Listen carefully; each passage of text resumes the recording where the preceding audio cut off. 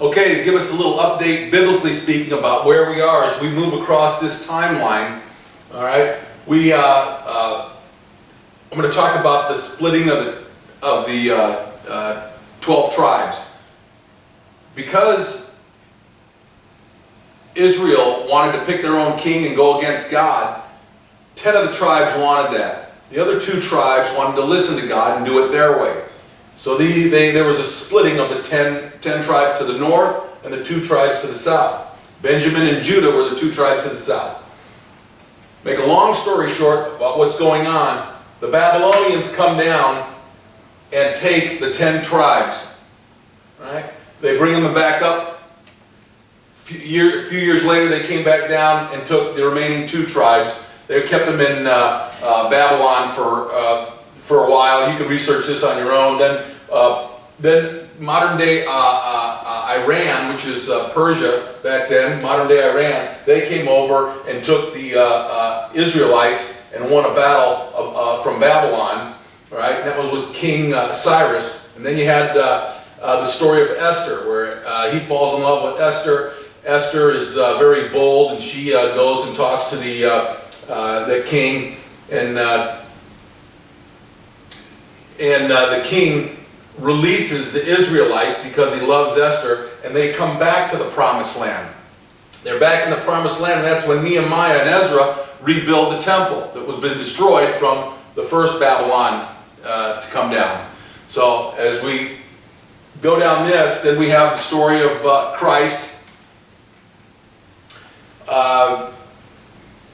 Came, died for our sins. The Romans, they tear down the temple. Then we're going to move forward into the 300s AD, where Constantine, we're going to talk about Constantine briefly right now. Okay, now we're going to talk about Constantine. Constantine, again, we're flying through history. We're going back 6,000 years, so I want to be just hit on the highlights. You can go back and listen to what I say, go do your own research. Okay, as we come to Constantine, for those of you that don't know, the whore riding the beast is the church. The church sold out years ago, and I'm going to show you the first part of selling out the church that was done by Constantine. Constantine didn't even believe in God until he was on his deathbed. Then he got scared and all of a sudden proclaimed that he's reborn at this point, etc., etc. Well, what Constantine did was he was into power and money. And the city of Rome at the time was divided up into 2 groups of people. You had sun worshippers, and then you had Christians. Okay, and the Christians are much like America is today. There was different sects of Christianities. Like we have Lutherans, Methodists, Catholics, Protestants, etc. Okay, Constantine wanted more power. Wanted power and money. So what he did was he took his half. He took his half and he says, I'm going to unite all these people together under me, which he did. Okay. Well, the governor over here, the governor of Rome, saw Constantine do that, and he thought that Constantine was amassing a big army. They were going to have a big battle between the Christians and the sun god. So the governor went to Constantine and he says, hey Constantine, I see you're putting this all your Christians together, you're uniting them. And he says, my job is to keep peace. He says, it looks to me like you're going to start a war with the sun god worshippers for the city.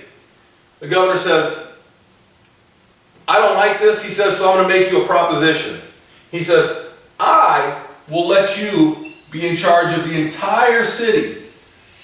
He says, I'll give you the entire city, and I'll put you under, you could be the head pope or what, of the entire city of Rome. He says, and I will take the political side. I'll be in charge of the entire city under the political side. So he says, I will never get into your preaching and your business if you don't get into the political side and get into my business. Constantine says, I don't even believe in God. He says, I woke up and I just wanted half a city, and today I find out that I'm going to be in charge of the whole city. So Constantine says, this is a good deal, I'll do it. The governor says, there's one problem.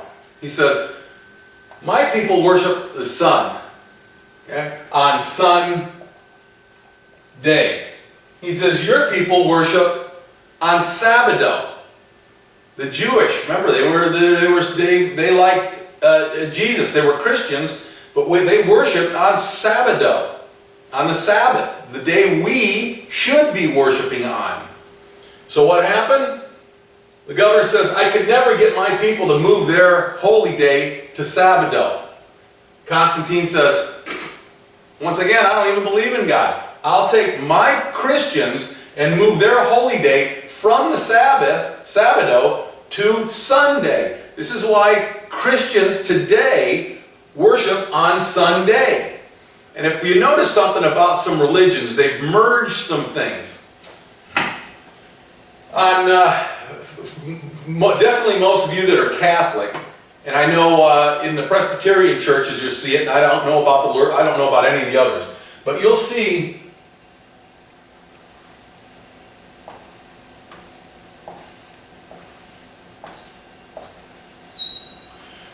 IHS on the priest's clothing. Okay, what does that mean? Where does that come from? Okay. That comes from the sun worship, from the Egyptians who worship the sun. That stands for Isis, Horus, and Set. All right. You'll also know that on the priest's clothing they have this.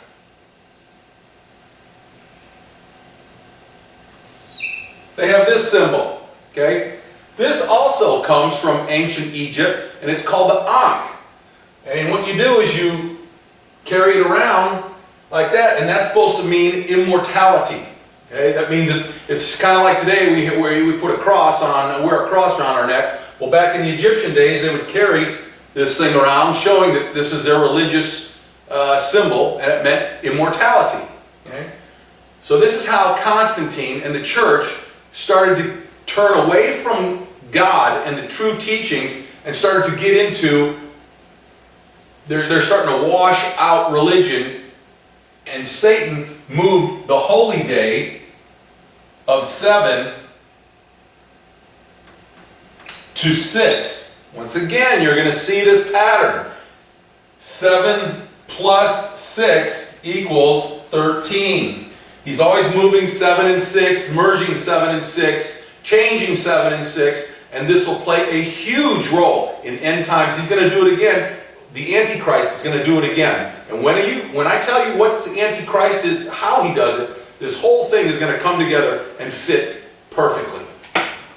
Okay, to hopefully give you a better understanding, so it may or may not be confusing to you, the days of creation, 1, 2, 3, 4, 5, 6, 7. 7 was a Sabbath. God made the 7th day, he rested, made that the Sabbath, or Saturday, or Sabbath. That's where these words come from, the 7th day. Okay? Satan always uses day 6. That's the number of Satan, 666, the day of man. What Satan did with Constantine is he changed the calendar for the Sabbath. Okay? It used to start at Sunday, Monday, Tuesday, Wednesday, Thursday, Friday, Sabbath. And now, when Constantine got done, he started with a Monday, or the 7th day. Monday, Tuesday, Wednesday, Thursday, Friday, Saturday, Sunday. Sunday, the last day of the week, is the Sabbath, is the worship day of God. Well, Satan made man the worship day of God. And it shouldn't be. It should be the Sabbath. Okay? That's why Sunday, Satan changed that. I hope that you're able to understand that a little better. Okay, to further show you how Satan changed our calendars, he changed our calendars completely through the whole year, 6 and 7 weeks. Every 6 weeks we have a minor holiday. Every 7 weeks after that, or 13 weeks, this would be the 13th week, we have a major holiday. 6 weeks after that major holiday, we have a minor holiday. And then 7 weeks after that, 13 weeks later, we have a major holiday. For instance, let's just take the first part of the year. 6 weeks after the first of the year, we get February 14th.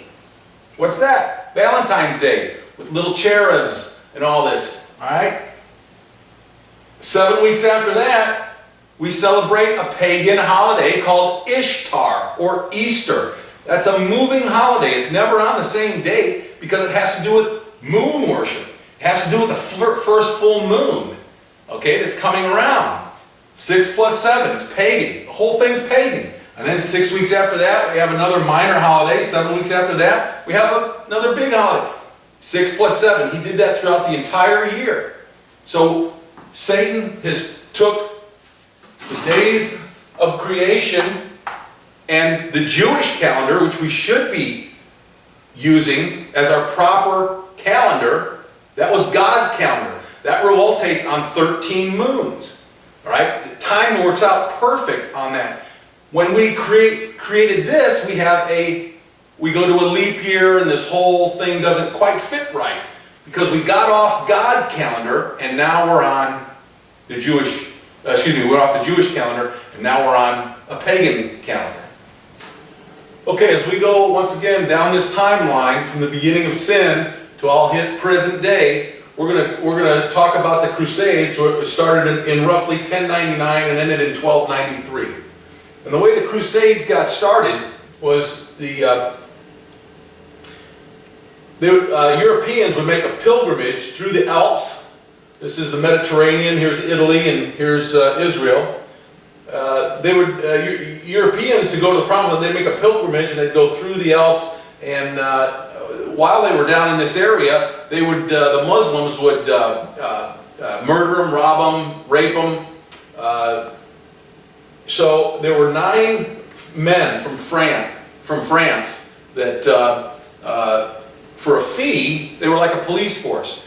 For a small fee, they would guard you through the Alps and all the way down to the Promised Land and back. Well, once word got out that there was like a little mini police force, more people started going, and more people after that. The Templars got so big, moving people in and out through the Promised Land. Years later, they started an actual war with the Muslims, and they retook Jerusalem. All right? The Israelites loved the Templars so much that they actually gave them an office on Temple Mount. All right? The Templars heard that there was a great treasure buried under Temple Mount. They heard rumors of this. Well, from their office, they dug down and found a treasure. Well, what was this treasure that was buried under Temple Mount? If you remember me going back to the building of Solomon's temple, the tribe of Dan was into black magic and witchcraft. God told Solomon to collect these books on black magic and witchcraft and get rid of them. He then gave the books to a guy by the name of Hiram Abiff, who the Masons regard as the first Mason. He was the contractor, the main contractor, general contractor for the building of Solomon's temple. He took those books, buried them under the temple. All right. From here, after they took back Jerusalem, Knights Templars took back Jerusalem, and they were given the office. They went down and found this treasure. 9 years later, they became the richest people in the world. The Knights Templars were the richest people in the world. They had the biggest army at the time. They had the biggest navy at the time. They were a true force to be reckoned with. When they got into the money end of things, they started the world's first banking system. And you could literally deposit money in Israel and pick it up back in Europe. That's how sophisticated this banking system was back then. Also note this. Remember, Satan does everything opposite God. when these people became the richest group of warrior monks in the world, there was going through the Alps, there were 5 paths that would take you through the Alps. They all met in one, all 5 paths went through one piece of land, which is today Switzerland. Okay? And I ask you, what's the Swiss flag? For those of you who know a Swiss flag, it's a cross. Okay? This is red background on a white cross. Okay? The Knights Templars, what did they use? What were their uniforms? That was a red cross on a white background. So Satan's getting into some people, into the minds of some Templars. And they started, what is the Swiss known for? Secret banking. Okay? To this day, the Swiss are known for a secret banking system. Alright? You're going to see how this is going to expand in the near future as we continue down this road. Okay, as I'm going over my notes, I want to just add one quick thing. Once again, Hollywood, I'm going to talk about Hollywood later, but today it's a complete satanic, Hollywood is completely satanic. Okay? And the movies that they make all have to do with what's going on in end times and what happened. And if you look at the movie with Nicolas Cage called National Treasure, okay, this movie is telling about exactly what happened. Okay? Think about the very ending when they're in the streets of New York and they go into a church, and his lineage, Nicolas Cage's lineage, were Templars. These people were Knights Templars. Okay? And they go into this church in New York City and they dig down under the church or under a temple and they find this treasure. Okay? They make it in the movies, they make this treasure look like gold and silver and all this Egyptian coinage and etc., etc. But what they're doing, where they get this from, is they're actually going back and telling you what happened with the Knights Templars. The treasure under there, under the temple, was black magic and witchcraft. The books on black magic and witchcraft. This is what's going on. Okay, as we once again go down this timeline, just after the Crusades, we have, we come to October 13th, 1307. What was going on? There was a King Philip of France was doing exactly what America's doing, going bankrupt. He was spending money, and he couldn't pay his bills. Okay? So King Philip went to some kings around Europe and asked to borrow money. And all the kings said, put a stipulation in there, I'll give you the money, but I want 1/4, 1/2 of France, of your kingdom. He says, there's no way I'm giving any of this away. So what he did was he knew that the Knights Templars were the richest people in the world. So he said, he went to Pope Clement in the Vatican. Once again, the Vatican's selling its soul here. He went to Pope Clement and he said, hey, if you give me the position of the Knights Templars, I'll take my army and kill them. I'll steal their money and I'll split you. I'll give half of the money to the church, to you.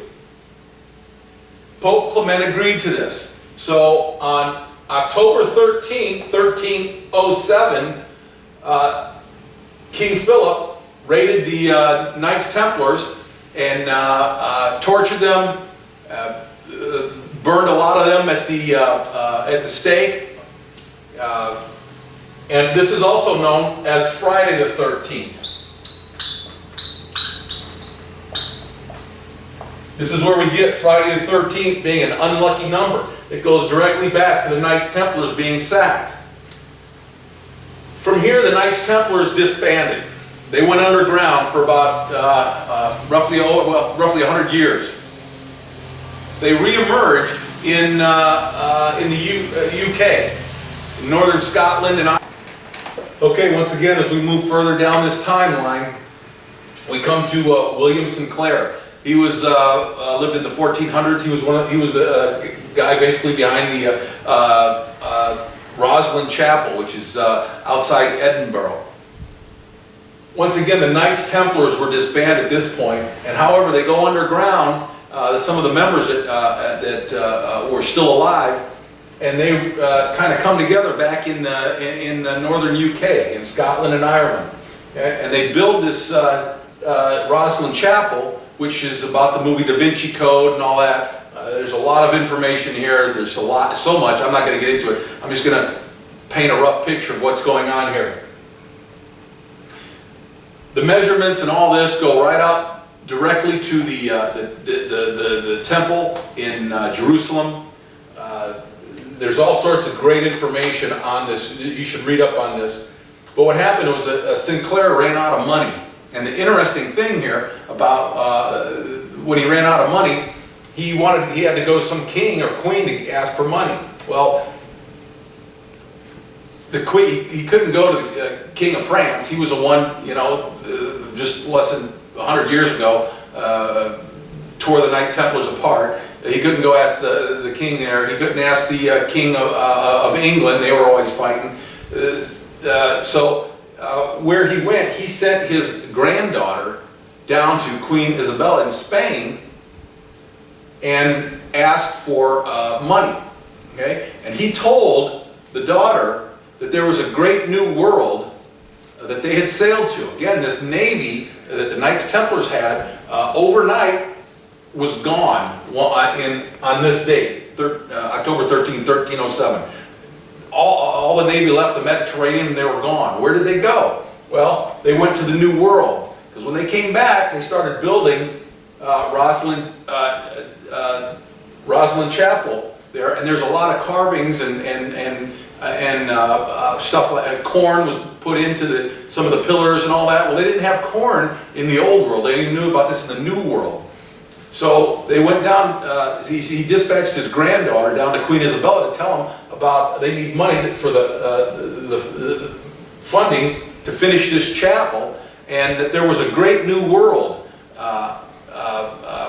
far to the west, and there was gold and riches and etc.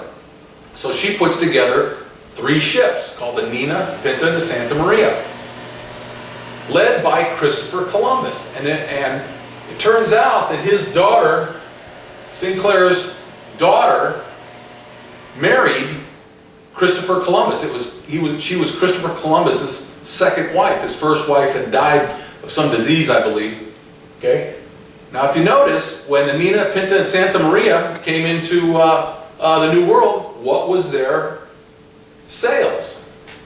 Sails. They had the white cross with the white background with the red cross. After the Templars. Okay, this story progresses throughout time. The Templars are still out there. Even though they're gone and disbanded, they start popping up as the Masons. Okay? And this is why they had Masons came out with secret handshakes, etc. Because back then you had, they built these great cathedrals in Europe, and you had to know mathematics and physics and all this information, which normal people weren't getting, the average person wasn't getting back then. And if you spoke out against the church, for instance, if you said that they imprisoned, I want to say it was Aristotle or someone who said that the earth revolves around the sun. He got imprisoned for that. So people didn't have freedoms. They didn't have freedoms of speech and all that. And you're seeing the Masons. And what's coming together is the New World, and you're just starting to see the beginning of the freedoms of speech and the freedoms of religion. They didn't have that. They couldn't speak openly against the church. Well, the Masons said, basically, we've had it here. We're going to go to the New World so we could have these freedoms. This is the beginning of it. And again, I'll start going down this line and telling you more about that as we get to the 1600s. Okay, folks, I'm going to show you some photos here, and we just got done talking about the Templars and how they had some hidden secrets and knowledge, and how that I believe they were here before Christopher Columbus There's great evidence to that in northern Minnesota. The rune stones, you can look that up. I'm going to make a connection here, and you might have seen some of the scenes that I'm already showing you, but I'm going to start putting this together. Okay? This is a Kabbalah.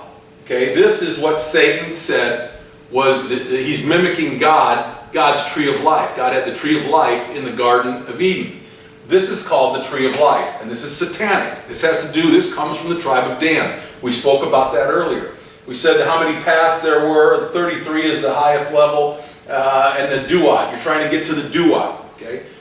To show you that there's something going on with America. America's a very special place for many reasons, but even some satanic reasons I'll show you. This tree of life is in the streets of Washington, D.C. Okay? There's points under all these that make up this in Washington, D.C. What is this doing in Washington? Okay? Note that in this, as you're going through these points and you're trying to get to the duat, you'll come to a point where you have to make a decision. Either go left or right. All right? This is also in the streets of Washington. Here's Washington, D.C., and this is literally in the streets.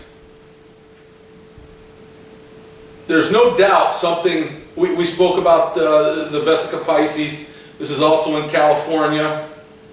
Okay, we're going to get into some, this is the Great Pyramid now in Giza. And notice the 11, it's a 7 by 11 relationship. 7 the number of God, 11 the number of evil. This is a 51 degree, 51 minute triangle. All right? It matches up, the Great Pyramid, the tip of it matches up perfectly with this. So someone's looking at this from the heavens when they made this. Again, this goes back to black magic and witchcraft and the fallen angels. You get a relationship of phi and pi. Once again, phi, I will show you, this is called God's fingerprint. And I'll get into this in just a bit. But you'll see this relationship, phi and pi. Pi is how Satan will destroy the world. And I will show you that this is beyond mathematics, that there is not only intelligent design behind this world, there is intelligent design on how the world is going to become destroyed. Pi and phi. Once again, here's your Vesica Pisces. We spoke about that earlier. Note this is not coincidental. Once again, the Washington Monument is exactly 555 feet high. All right? Note that it's the exact same to where of the top and lower portion of the circle. All right? And the Vesica Pisces is exactly to the Great Pyramid in ancient Egypt. What happens? This is the female. Female is associated with curved lines. Male, this is supposed to be the phallus to Ra. Excuse me, the phallus to Osiris, which Osiris' spirit, when he died, went up into the sun and became the sun god. Well, if you take the male phallus, look how it fits together perfectly. Take the male phallus, put it inside the woman, all life begins from there. Once again, we went over this before. This is why they say all life begins from here. This is the center of the world at 30 and 30. What is it doing up here? Well, if you cut the world in half, you get a Vesica Pisces. If you create a Vesica Pisces from these points, in the Vesica Pisces, if you draw a straight line from the North Pole to the center of the Earth, and you put 4 lines, you make this. You're putting a male associated with straight lines inside a female, and from there you get Giza, the large pyramid is exactly at that point geographically. From there the birth comes, and I've read this to you before. Going back to Washington, I told you about the star and how important a 5-pointed star is to America, but when that point faces down, which is directly at the White House, you have the Washington Circle, DuPont Circle, Scott Circle, Logan Circle, and the Vernon Square right here. This was mapped out, folks, for a reason, a very specific reason. We start to see some stuff here. You get a truncated pyramid also, and it matches perfectly with points. Here, you can see the five-pointed star, which is satanic, points to the White House. You also get what's called the cube. This is extremely interesting. Here's the top of the cube, and it's a three-dimensional cube. This corner's popped out. You can see how it comes down, and it's a three-dimensional cube.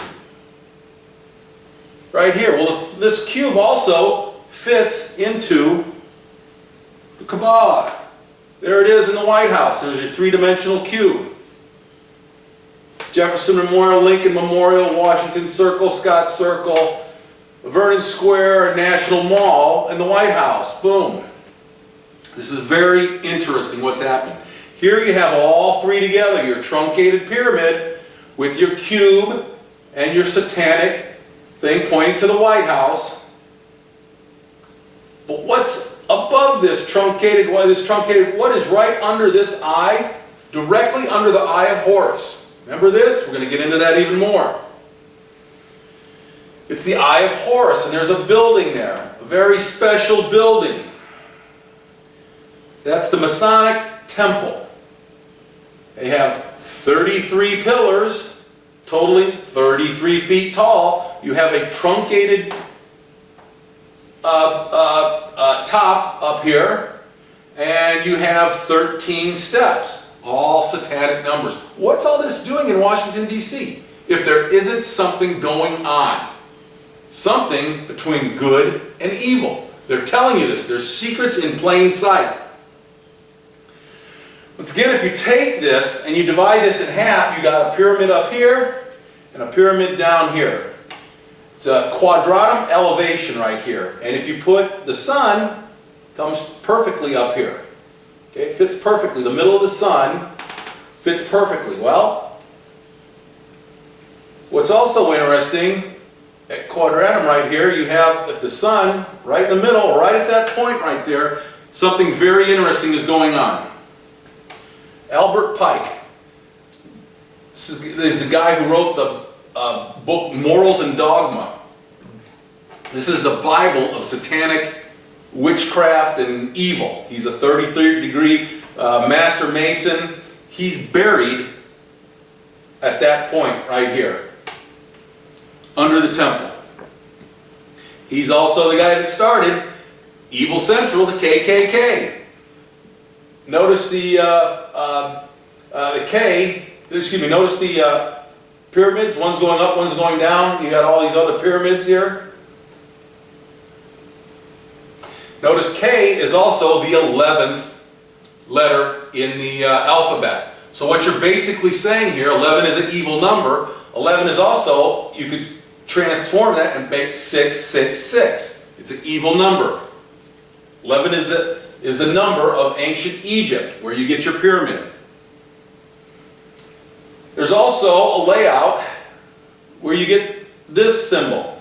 This symbol has directly to do with the Knights Templars. This was on the front of their uniform. Okay. This is also could be a reason why Israel and America are so closely related. Okay?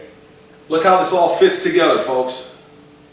It says, the New Jerusalem and the city layeth foursquare, and the length is as large as the breadth, and the measure the city, when he measured the city with a reed, 12,000 furlongs.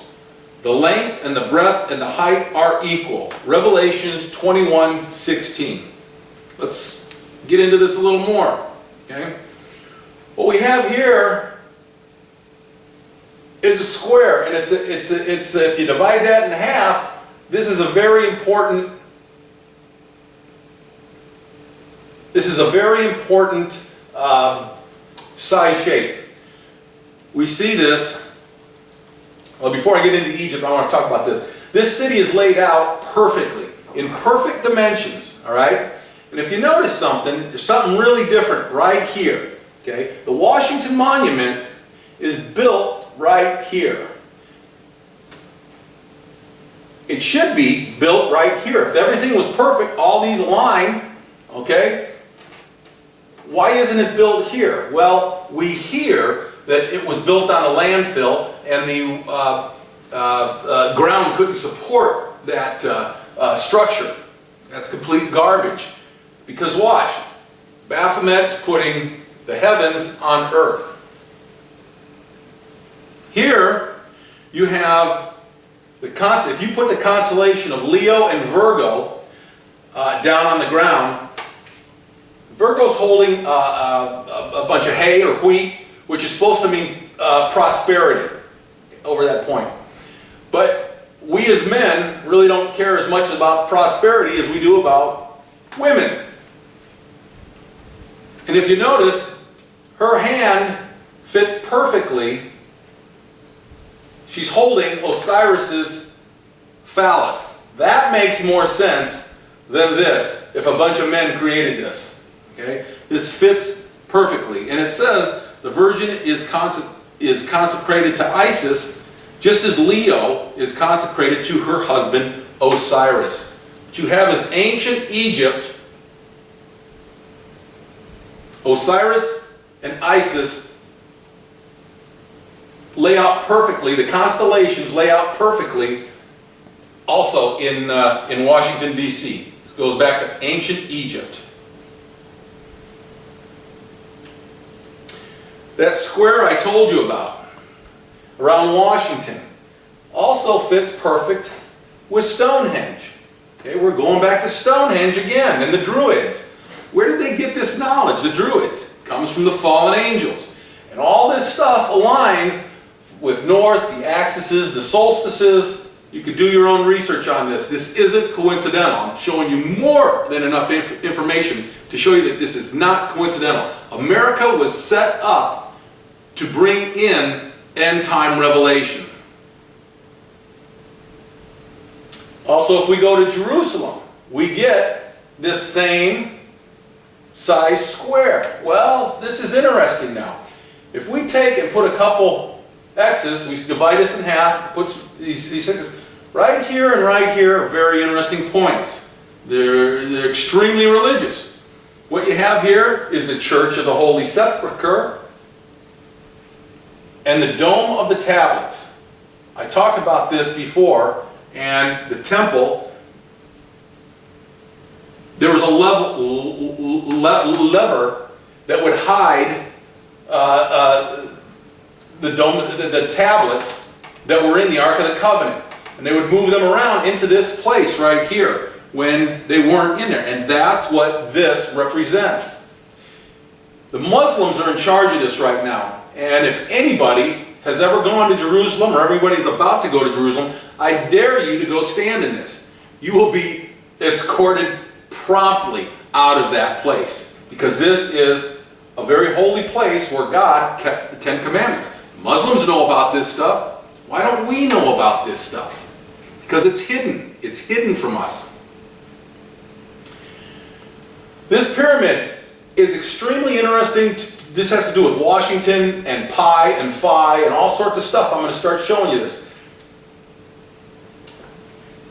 There's all sorts of rumors, and if you read history and this and that, they say that, oh, there was too much weight on this pyramid and the sides were starting to cave in and this and that. So they had to, instead of the pyramid coming up, they had to lessen the pyramid. That's complete garbage. This is made perfectly for this reason. It has to do with 5 and 6. It gets into this mathematically. Okay? If you put these, and I can't do it here, and I doubt I'll be able to show you, but the 5 and 6 match up with each angle of that. And it's done for a reason. The same reason that the 5s and the 6s have the same relationship with all this. In France, you have the 5 and the 6, and they point to certain points that they match up perfectly. The French knew about this. Definitely the British knew about this, and now the Muslims, Washington's D.C. knows about this and is laid out in these patterns. Okay? So again, this can't be coincidental. you have all this fits together perfectly.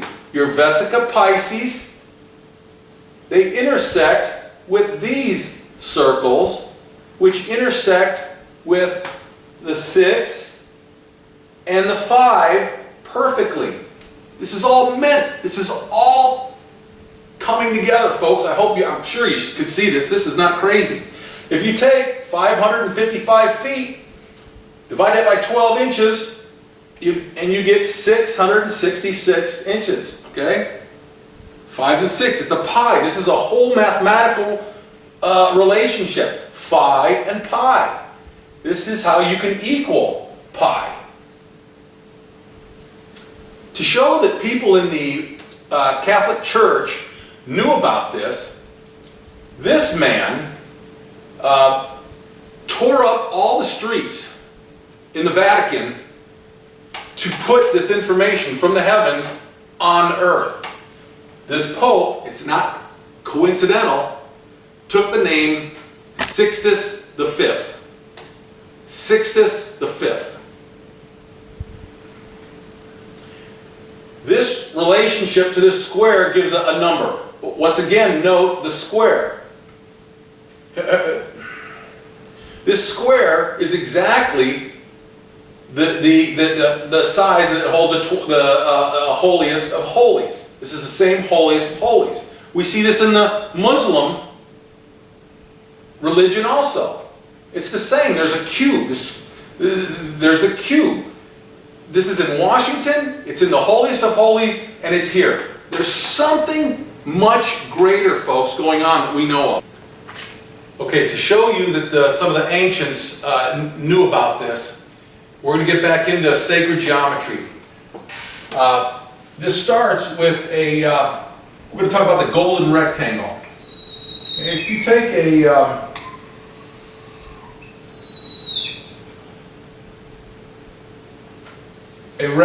square and you divide it up in half, and you take this point, from this point, middle, to this point, right here. If I were to swing this down, okay, it would make an arc. Where it touches this line,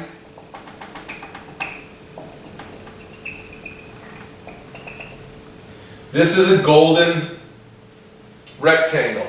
This is also the number of 5. The reason the Parthenon is made of a golden rectangle, the cereal boxes are made of golden rectangles. Da Vinci's Mona Lisa is so famous because it's made of golden rectangles. Why? What is with this golden rectangle and 5? This number is what's called God's fingerprint. This number is built into every plant, every animal, every human. This is why they make cereal boxes with this. We subconsciously find this number attractive to us. We have something in common with this number because it's built into us. God created us, and this is His fingerprint. He's showing, He's leaving His mark on who created this. Okay? This number is, I believe it's 1.6180. This is the number. Okay, once again, pi, these are two really different numbers. Pi, of course, is 3.1415. Okay? One is about to create the world. One is going to destroy the world using these numbers. Okay, why do we relate to this number so much? Because it's in, like I said, it's in all of us. It's in every plant, every flower, every animal, every human being. And this number 5 is from our pupils to our nose. This number 5 is from our head, our eyes are to our head. This number is in from our arm to our fingertips, it's our elbow. From our hip to our foot, it's our knee. From here to here, it's this joint. From here to here, it's this joint. From here to here, it's this joint. It's in everything. And a guy by the name of Fibinacci found this.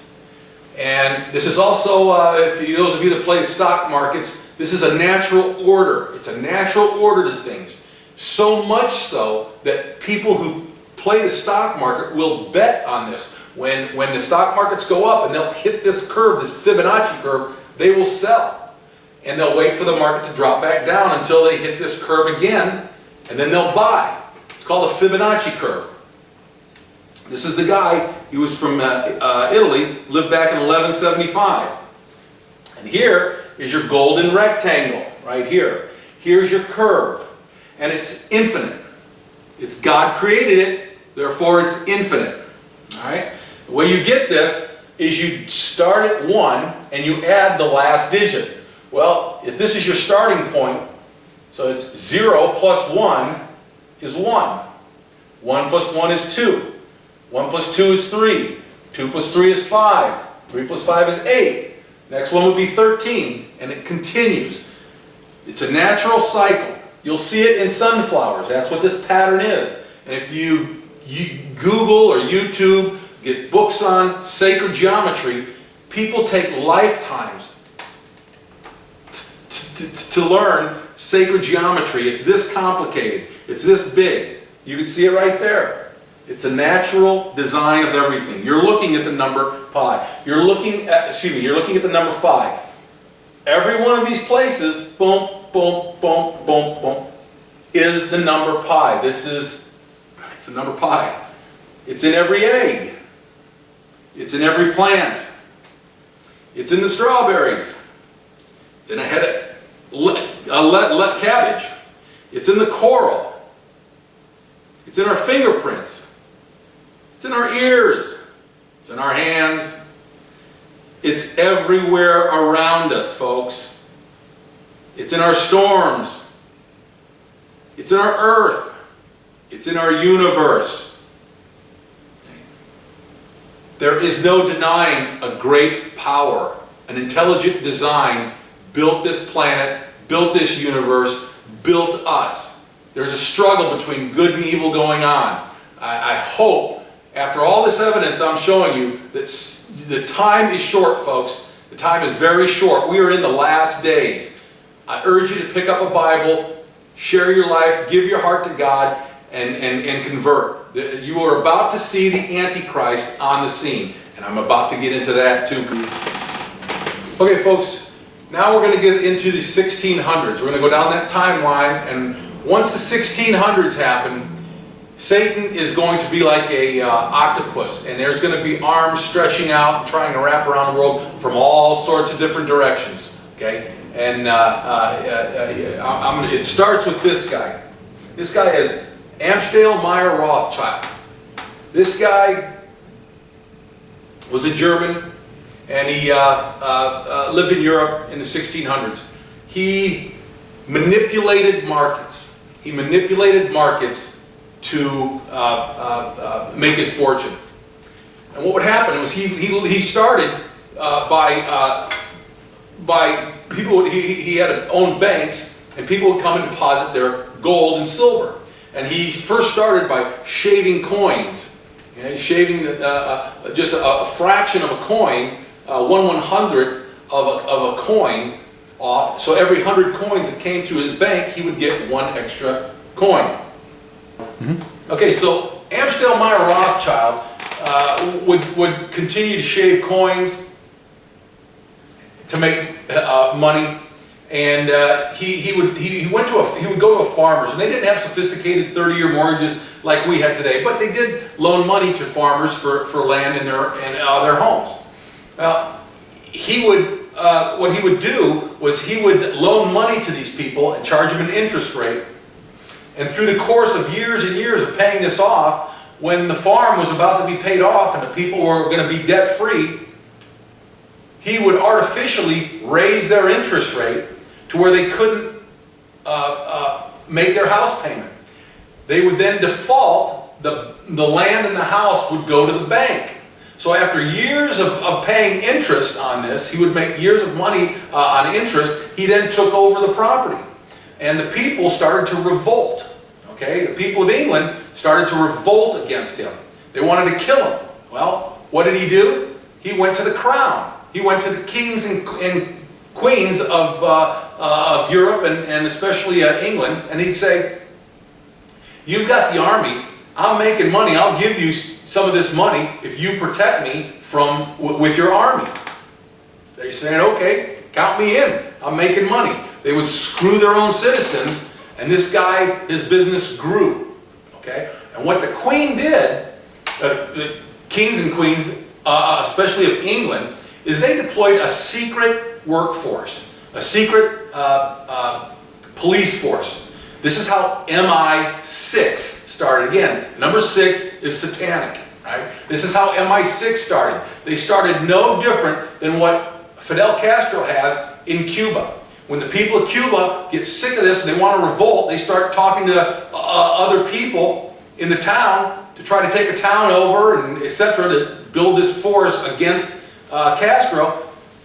Castro pays people and they live a decent life, better life than the other people, so that when an uprising starts, they'll hightail it to Castro, tell the king, and the next thing you know, those people are gone. You never see them again. Right? The same thing was done in England, and it started under MI6.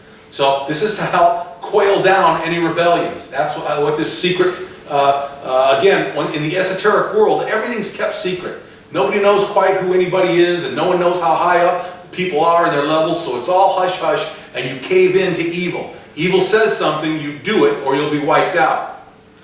This guy had 5 sons, and he stationed them from Israel, England, France, Germany, and I want to say Denmark, but I'm not sure. He stationed them around Europe and in Jerusalem. And where he made his real money was when we were fighting our Revolutionary War.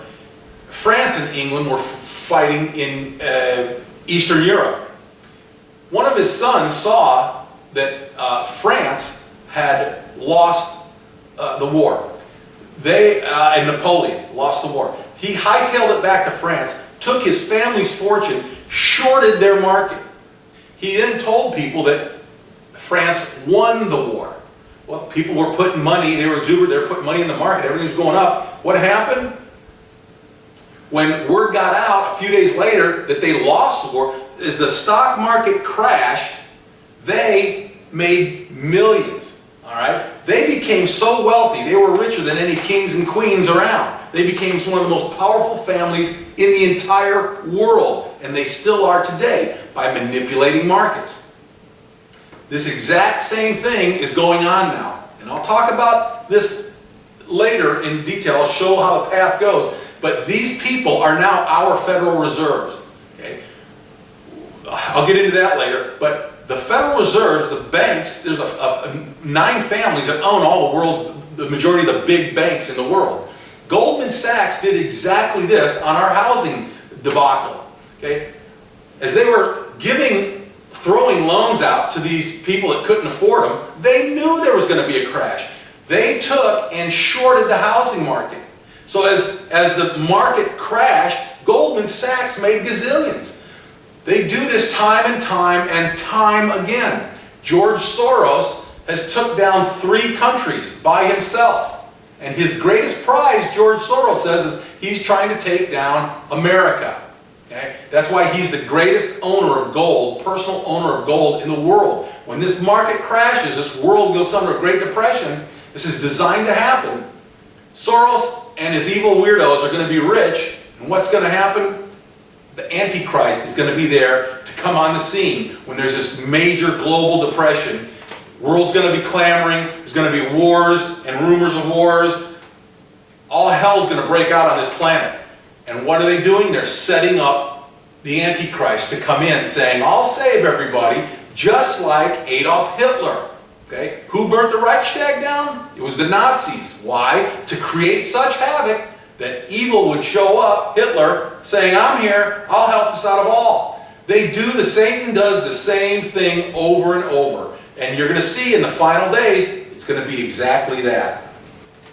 Okay, what I'm going to do now, folks, is I'm going to show you from the 1600s, I'm going to show you some people that you should do some research on. Each one of these people, okay? We spoke about him. His name was Adam Weishaupt. He was a defunct defrocked Jesuit priest. Okay, they kicked him out, and he turned, and now he's helping put this game plan together. The birthday of the Illuminati. If you don't know what the Illuminati are, you need to start researching this. They own Hollywood. They own the record industry. That's why you'll see all these people, these Hollywood stars, and all the singers and at the Grammys and all that. They're all making the sign, right? This has to do with the Illuminati and this whole end times revelation. We talked about all the things they're trying to do, right? This comes from Adam Weishaupt. We talked about ancient Babylon and all this, showed you the pictures of the beast, okay? It's all going back. It all has to do with Nimrod, his wife Samarius, and their son Tammuz, which in the satanic world, Nimrod, who was the great-grandchild of Noah, okay, his spirit, when he died, went into the sun. He became the sun god. Okay, so he had a baby with this his wife, and they had a half god, half human baby. Well, Satan's mimicking Jesus. That's what, in a sense, happened. The story of Jesus. All right. JFK. These were the people that killed JFK. The Illuminati were the people that killed JFK. How do I know that? Let me show you. I don't know the exact person that killed JFK, but the Illuminati set this up. JFK was killed because he gave a speech. He was warned of this. He was told about this end world time coming, and how they're going to make a one world government, and how they plan on eliminating the United States. And he was a good guy. He was on our side. He gave a speech before the American Newspaper Association on April 27th, 1961. JFK said, "There exists in this country a plot to enslave every man, woman, and child. Before I leave this high and noble office, I intend to expose this plot." That's what got JFK killed. How do I know that? This is where he got killed. He came down this street, turned the corner. Here's a depository building. Supposedly the shooter was there, and he got killed right in front of the grassy knoll right here, somewhere in this area. What are we looking at here? This is the mark of the beast, folks. We only see this side, but the street comes down, turns, and goes here. Here's your triangle, right here. He was killed on that spot for a reason. They're telling you who did it. Just like they're telling us what's about to happen. Okay, New York Mayor John F. Hyland says, "The real menace to our republic is the invisible government which, like a giant octopus, sprawls its slimy length over our city, state, and nation." There's other politicians that know about this. Okay. Amsdale Meyer Rothschild said, "If you put me in charge of a country's currency," he says, "I don't care who writes the laws. I'll own the country." They've been doing this for quite some time, folks. And this guy, Aaron Russo, he was a Hollywood producer. He knew one of the Rockefellers. This goes back to our 1913, okay, when America changed overnight. We sold our soul. We started a tax, the first tax ever, and we also started our Federal Reserve. By the way, our Federal Reserve, there's nothing federal about it. The reason our government works is because there's checks and balances. It's a three-pronged system of checks and balances, and it's always 2 against 1. That's how it's supposed to work. The Federal Reserve, they threw the word federal on there to help get it passed. The Federal Reserve is not under any branch of government. It's its own separate entity. And it was designed to help make an economy that didn't go through highs and lows. But ever since 1913, we've had the Depression of 1920. We've had the Depression of 1929. We've had housing bubbles. We had savings and loan shortages. This is all a play. This is all in the works, and it's designed to take money from taxpayers and it goes to the banks. The banks are the families that own the Federal Reserve. Okay? They're the ones that loan this money out, and they're the ones that make interest on it. So can you think that our Federal Reserve makes about 95% of all loans throughout the country? One home, an average, just say a $200,000 home, if you pay that off in 30 years, a 30-year mortgage, you roughly pay 3 times the amount of that. You'll pay somewhere around $550,000 to $600,000 for that loan.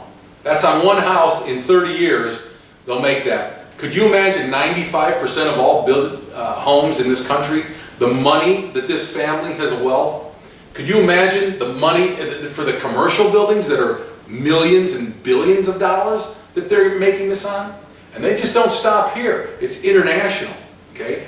It's all the big banks, from Citibank, Morgan Stanley, et cetera, et cetera, et cetera. And I'll show you how, we'll get into the banking thing in a bit. But it's estimated that this family has over half of the world's wealth combined. $50 trillion is what it's estimated the Rothschild family have, the Rothschild dynasty. Now, we have to ask ourselves, who are the Federal Reserve? Our Federal Reserve is the Rothschilds, the Rockefellers, the DuPonts, the Astors, the Warburgs, the Lehman Brothers. These are our Federal Reserve. These are the people making all this money. Aaron Russo is a Hollywood producer who was told of this conspiracy, exactly what I'm telling you.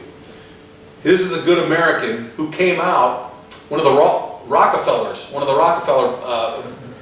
family told him about this. He then came out and spilled the beans on what the Rockefeller says. And sure enough, this guy ends up dead.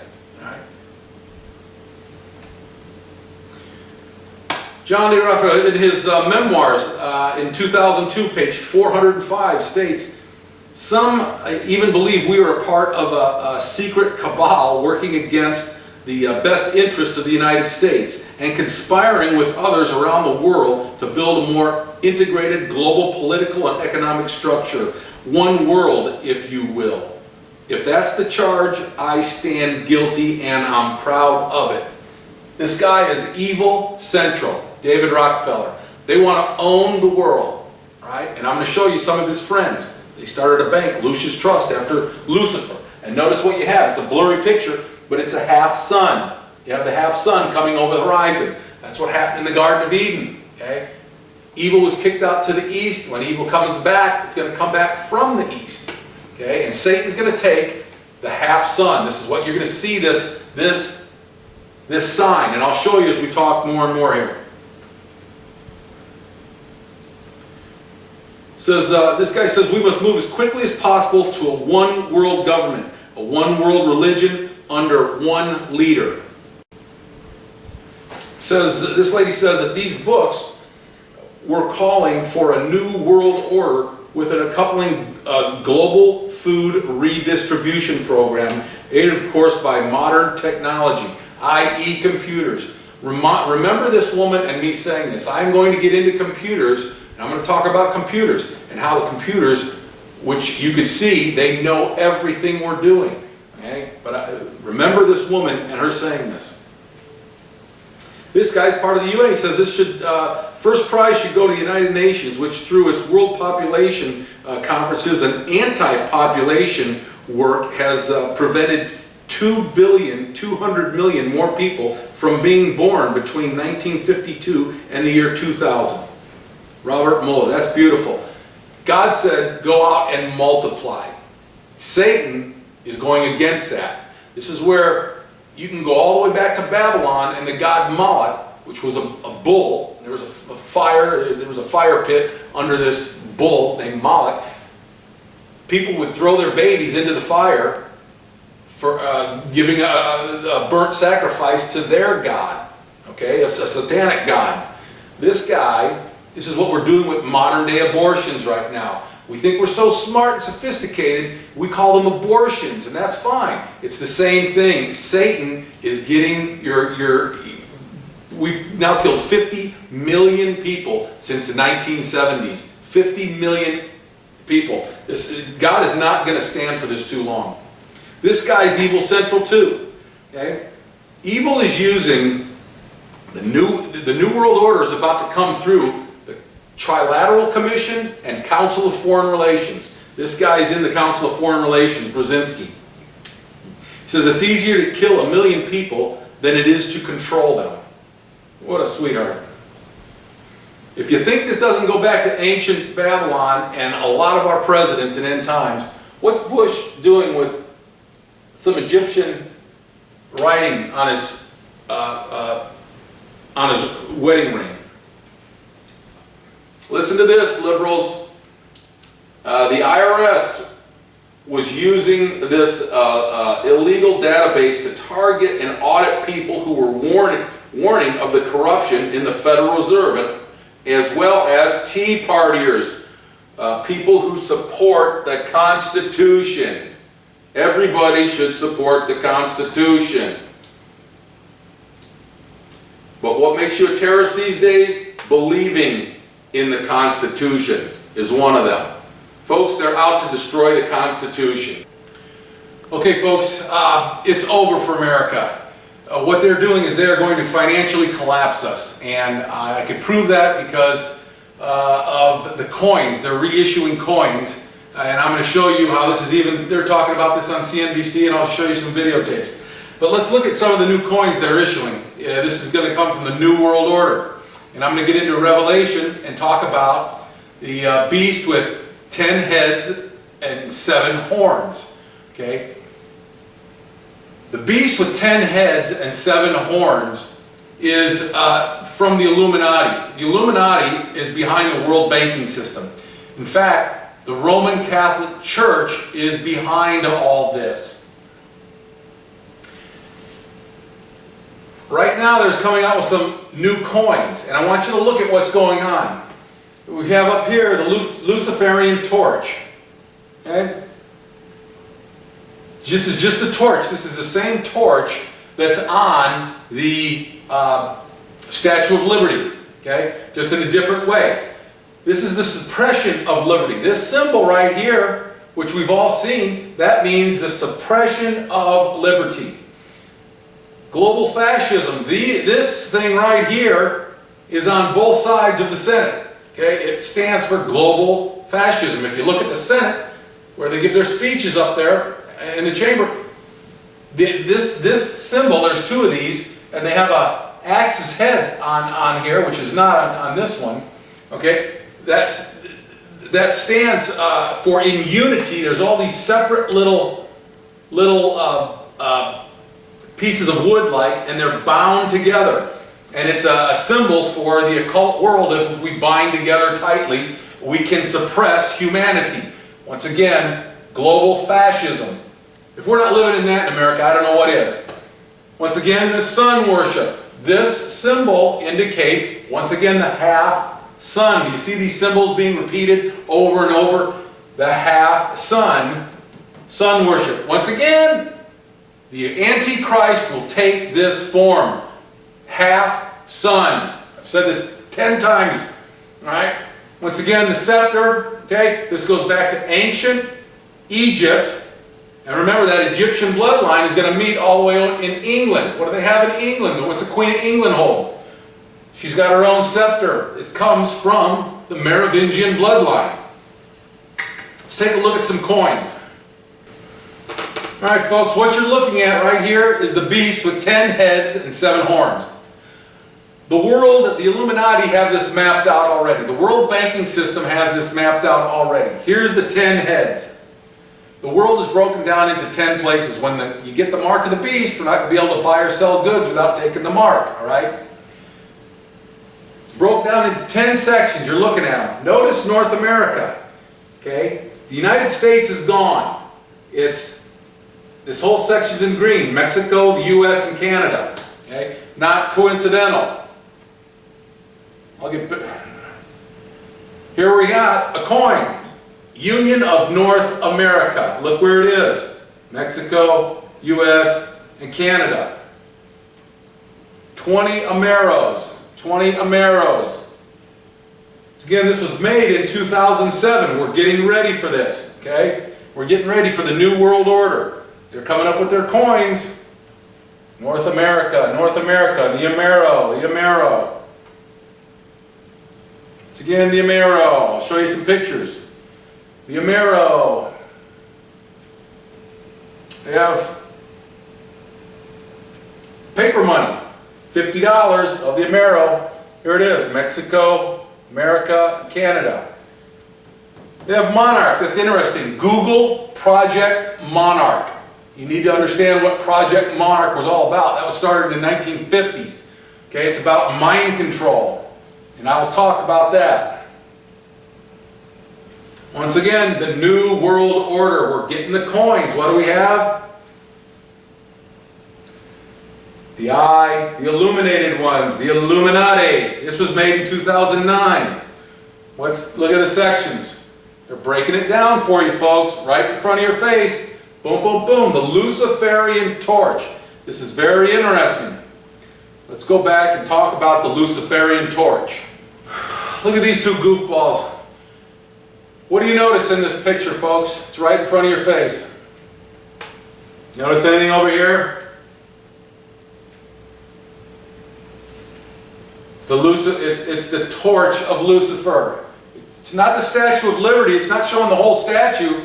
It's just showing the torch, the illuminated ones. Right? Here's another picture. Just the hand. Can't be any clearer.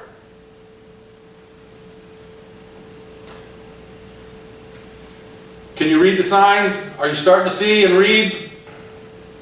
Okay, folks. Listen very carefully. It's all right in front of you. Open your eyes and listen. Here's a minute and a half of CNBC. By the way, this is just one. If you Google or YouTube this stuff, you'll see one after another after another. Here we go. Steve, we also just heard from Paul Churchill that he does expect the dollar to continue to weaken into Christmas from against the euro. Do you think that momentum will impact any other asset classes? Well, I'll tell you, take a look at the precious metals, them taking off to the upside on the back of this dollar drop. We're coming into a cyclical bottom for gold, and it rises going into December, January, so that might be the reverse of the dollar fall. Apart from that, I think one thing people who are dollar-based need to focus on is the Amero. That's one thing that nobody's talking about, but I think it's going to have a big impact on everybody's life in Canada, the U.S., and Mexico. If you Google it, you'll find out all about it. Well, you can tell us a little bit more right now. You always hear that CNBC. The Amero is the proposed new currency for the North American community, which is being developed right now between Canada, the U.S., and Mexico to make a borderless community, much like the EU, and the dollar, Canadian dollar, U.S. dollar, and the Mexican peso replaced by the Amero. You really think that will get any leeway? Yes. You may want to visit a couple of websites and see how far along it is. The Canadians are pretty upset about it, whereas the Americans, apart from the Texans, are the only people who know anything about it. The rest of the public's really sort of with their head in the sand on this one. Okay, interesting. I mean, we've already got an act of the free trade zone, isn't it? I mean, is that working? Is that doing enough? Well, I'll tell you what, it's created a lot of illegal immigrants coming across the border. They're all merging. Pros and cons on this thing. For some people, is a very good thing. For other people, it's been a disaster. And I think this is one way that the politicians are trying to work themselves out of what potentially could be a disastrous situation going forward. It's going to be a disastrous situation going forward. It's the way this was meant to be. It's going to be a crash, a world crash, where the Antichrist is going to take the lead in the New World Order. This is all made like this, folks. I'm not some crazy Christian. You're hearing people in the business world talk about it. What's crazy is people at home aren't doing their homework. Americans are too busy at home getting caught up in their TV, in their sports, in their life, even just struggling to survive in life, working job after job. This is meant to be this way. They're pulling you away from reality and getting you ready, setting you up, just like they've been setting World War I up, World War II up, which is going to lead to World War III. This is all a part of Satan's grand plan. It's been in the works for thousands of years. Okay? The reason it's coming to light right now A couple reasons. Technology is right at our fingertips. Okay? For those Christians that want to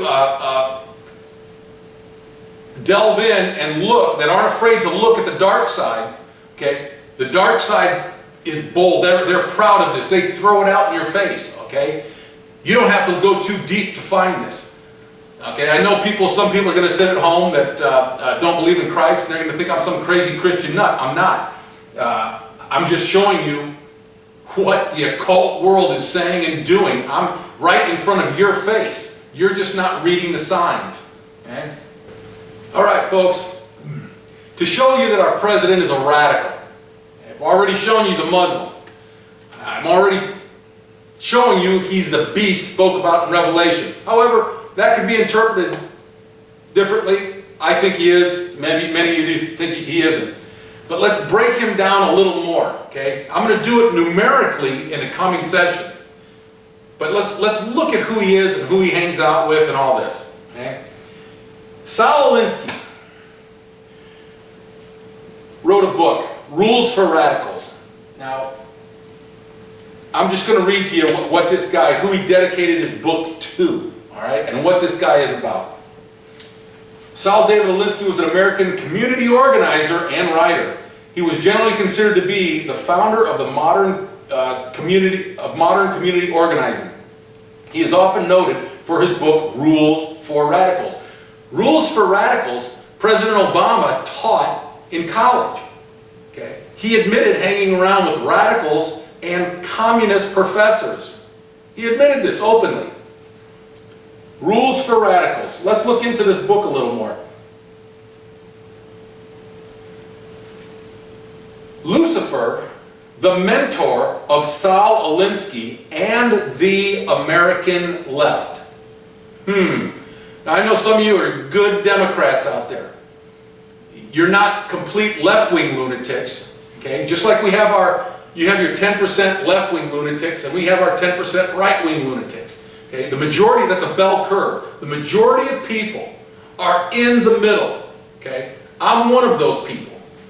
I lean to the right. I don't think it's hard to see that. But not hard right. I'm center right guy.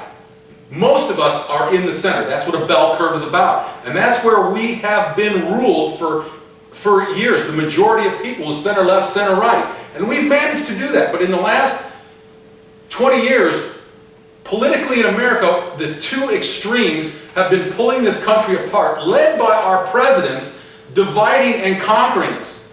Okay, we used to be the United States. Now we're not. We're the blacks and the whites. We're the gays and the straights. We're the rich and the poor. We're the 1%ers and the 99%ers. We should be the United States, governed by the 80% in the middle, not the two lunatic fringes on either side. This is a lunatic on the left. Lunatic. And we have a lunatic in the White House that taught this lunatic. And this lunatic dedicated his book, Rules for Radicals, to Lucifer. So those of you that are on the left that don't know your president yet, this is his mentor. This is who he studied. He's not in the left center. He is the 10% lunatic to the left. Just like there's the 10% lunatics to the right. They shouldn't be the governing bodies of America, folks. We need to get back to the purple. The purple. You got the blue and you got the red. This country used to be governed by the purple in the middle. It's time for a purple revolution in this country. I'll talk about that more in a second. Reading this, it says Obama learned this is written by Saul Alinsky passed away. His son is writing this.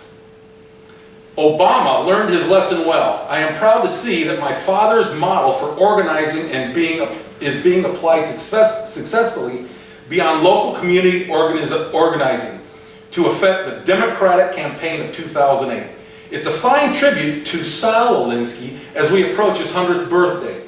This comes from a letter from L. David Alinsky, son of neo-Marxist Saul Alinsky. Obama helped fund Alinsky Academy, the Woods Foundation, a nonprofit on which Obama served as paid director from 1999 to 2002, provided startup funding and later capital to the Midwest Academy. Obama sat on the Woods Foundation alongside Bill Ayers. Bill Ayers, founder of the Weather Underground, a domestic terrorist organization. This Midwest describes himself as one of the nation's oldest and best-known schools for community organizations. Citizen organizations and individuals committed to a progressive social change. Well, he wanted social change. We're getting it. Right here. Hillary, Obama, and the cult of Alinsky. True revolutionaries do not flaunt their radicalism, Alinsky taught. They cut their hair, put on their suits, and infiltrate the system from within. Alinsky viewed revolution as a slow, patient process. The trick was to penetrate existing institutions such as the churches, the unions, and the political parties. That's been done. Many lefties view Hillary as a sellout because she claims to hold moderate views on some issues. However, Hillary is simply following Alinsky's counsel to do and say whatever it takes to gain power. Obama is also an Alinskyite. Obama spent years teaching workshops on the Alinsky method. In 1985, he began a 4-year stint as community organizer in Chicago, working for the Alinsky group called the Developing Communities Project. Camouflage is key to a Alinsky-style organization. While trying to build coalitions of black churches in Chicago, Obama caught flack for not attending church himself. He became an instant churchgoer. Bing. Note this. The opening page, his dedication, Saul Alinsky, Rules for Radicals, states, lest we, quote, lest we forget at least an over-the-shoulder acknowledgement to the very first radical from all legends, mythology, and history. The first radical known to man who rebelled against the establishment and did it so effectively that at least he won his own kingdom. Lucifer. Can't be any clearer than this, folks. For even people that do not believe in God, I hope there's a question mark that I'm putting in your heads. 1 + 1 is 2. It's this clear. It's this clear. Again, this isn't, I'm not cutting on our president because he's black or a Democrat. Right? I'm going to tell you other people that are in this cabal of the Illuminati that are just evil. They're evil. And this is not just on the left. There's evil on the right too. And I'm going to get to the right in just a second.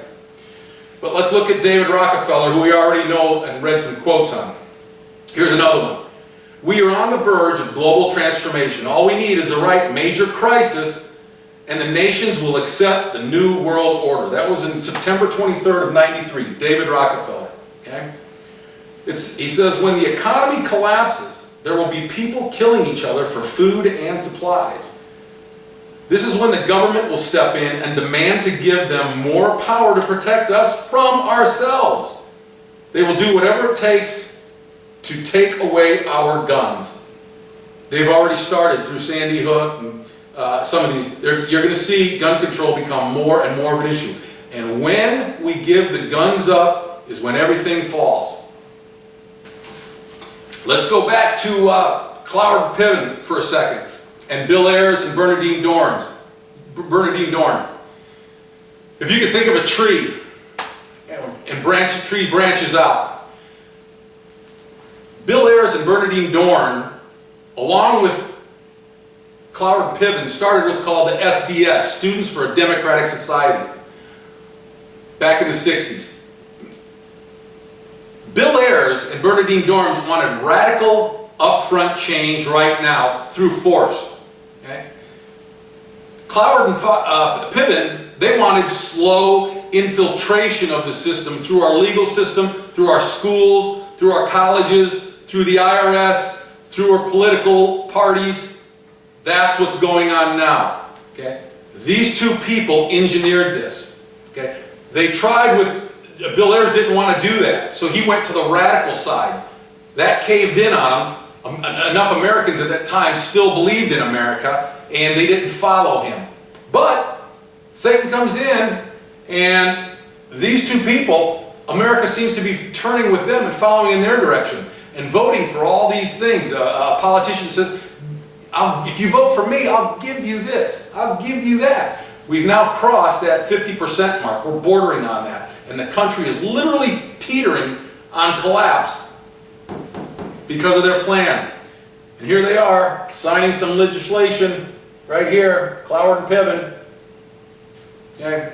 I want to remind people here this too, for any Democrats out there.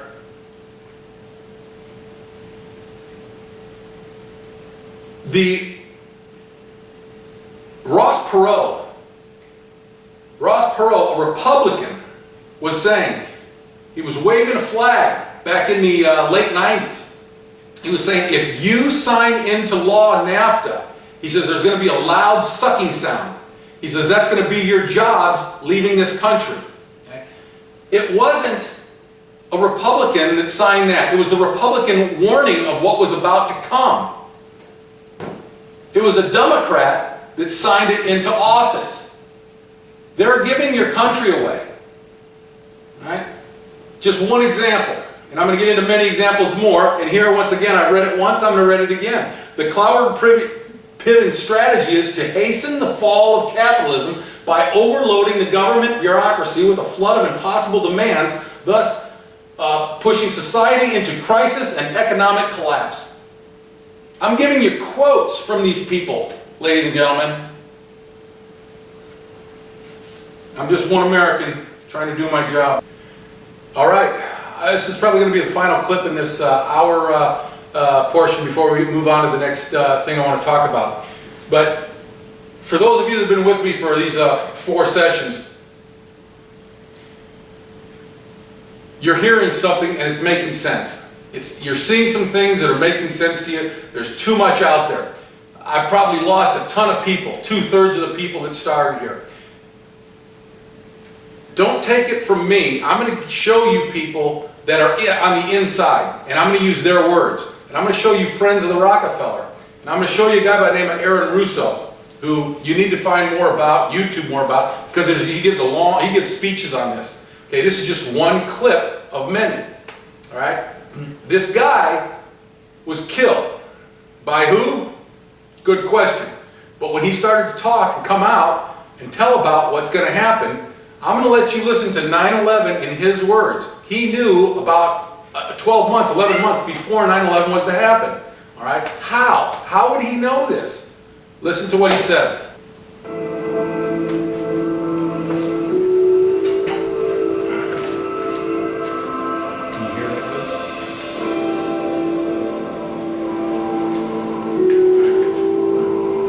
He's the one who told me 11 months before 9/11 ever happened, that there was going to be an event.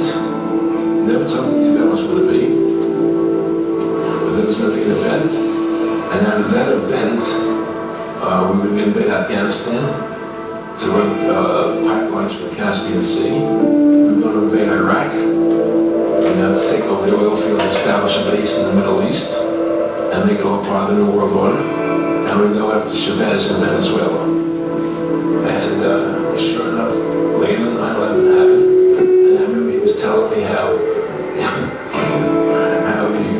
you see soldiers looking in caves for people in Afghanistan and Pakistan and all these places, and there's going to be this war on terror, which is no real enemy, and the whole thing is a giant hoax. Why do you think 9/11 happened, and then nothing's happened since then? Do you think that our security is so great here that these people who pulled off 9/11 were able to knock down another plane? Come on, it's ridiculous. 9/11 was done by people in our own government and our own banking system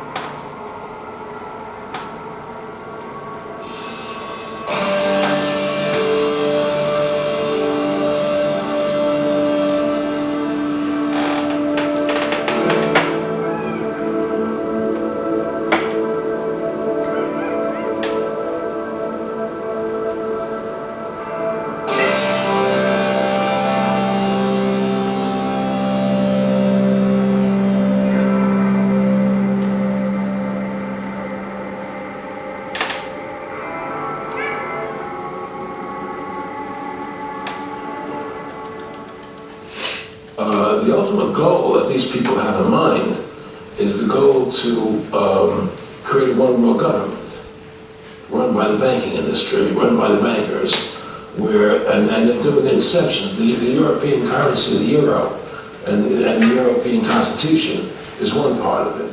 Now they're trying to do it in America with the North American Union, right? And they want to create a new currency called the Amero, right? And the whole agenda is to create a one world government where everybody has an RFID chip implanted in them. All money is to be in those chips, right? There'll be no more cash. And this is getting straight from Rockefeller himself. This is what they want to accomplish. And all money will be in your chips. And so instead of having cash, anytime you have money in your chip, they can take out whatever they want to take out whenever they want to. If they say you owe us this much money in taxes, they just deduct it out of your chip digitally. Total control. Total control. And if you're like me or you, and you're protesting what they're doing, they can just turn off your chip. And you have nothing. You can't buy food. You can't do anything. It's total control of the people.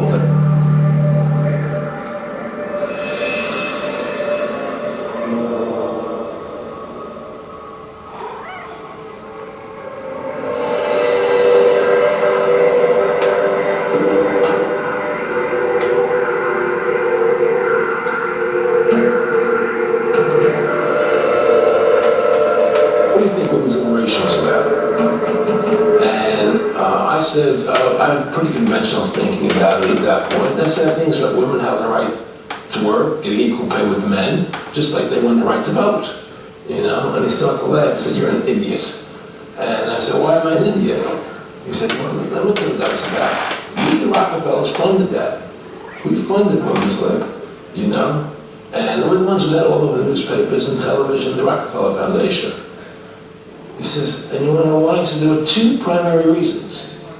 And one reason was we couldn't tax half the population before women's lib.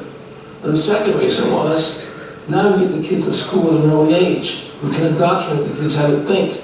Which breaks up their family. The kids start looking at the state as the family, as the school, as the officials, as their family, not as the parents teaching them." So we, the Rockefeller Foundation, financed that women's lib movement. You want to know why? Two reasons. Half the population wasn't taxable before. And the second reason is, now the kids go to our schools at an early age, and we mow them. There's no more family at home to take care of the kids. The state becomes the family now, Aaron. You get it? And that's how this country is working. It's run by evil. It's run by evil forces. And people in this country better wake up to the truth and save this country from what's happening.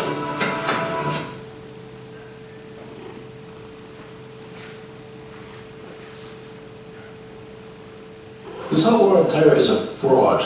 It's a farce. It's very difficult to say it out loud because people are intimidated against saying it. Because if you say it, they want to make you into a nutcase. The fact of the matter happens to be that the whole war on terror is a fraud. It's a farce. There's a war going on in Iraq because we invaded Iraq. And people over there fighting, you know. But the war on terror, it's a joke, you know. And until we discover what really happened on 9/11, and who was responsible for 9/11, because that's where the war on terror emanates from. That's where it comes from. Say to them, what's the point of all this? You have all the money in the world you need. You have all the power you need. What's the point? You know, what's the end goal? And he said the end goal was to get everybody chipped, to control the whole society. To have the bankers, the elite people, bankers and so on.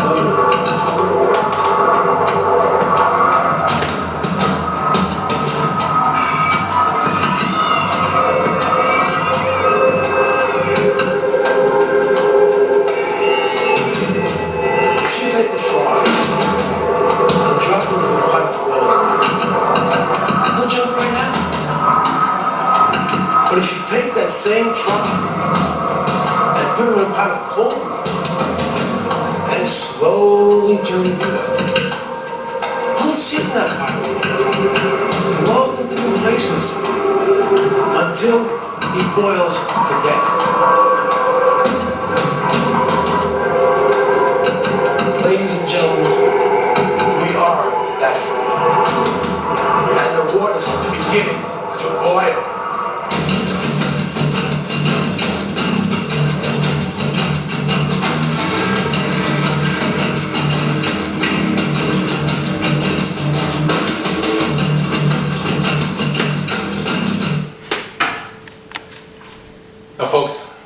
can't even say it any better than that.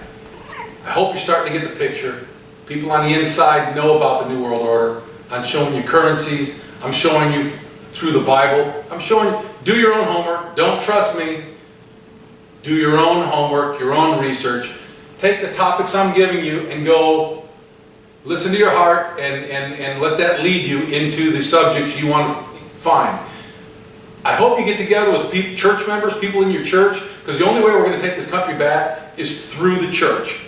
Until the church and the Christians get off their rear ends and start organizing and coming together, that's the only way we're going to take this country back. So, once again, thanks for listening to this video, and there's a lot more to come. Believe me, there's a lot more to come. I hope you're liking what you see.